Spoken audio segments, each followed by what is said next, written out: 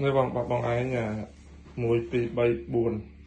là đi pi tới phần mùi đó bạn tranh tự bằng là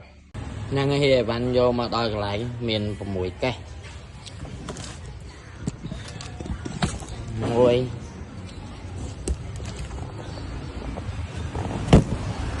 pi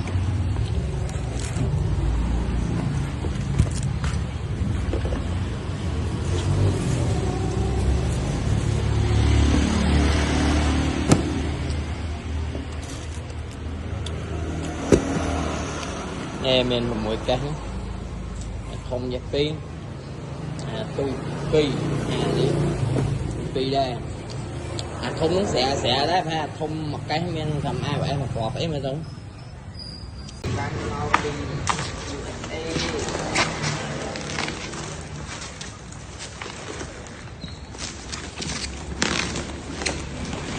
ngay đi nhưng mà ăn một tim này bạn con bớt nó bao tiền bị tu đau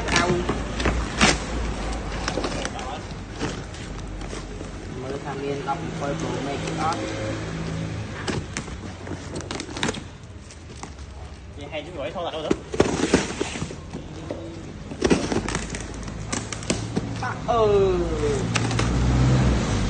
ê ru nam xôn mà bay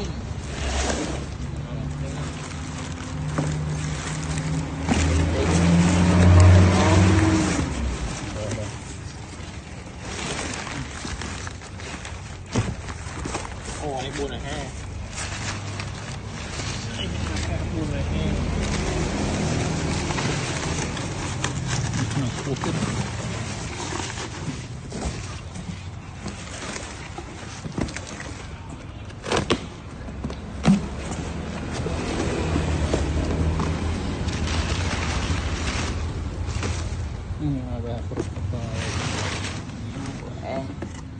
rút xôn đào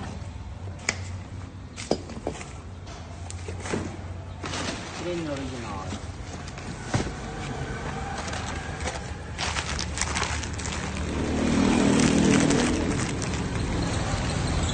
mà đã hot on meme lên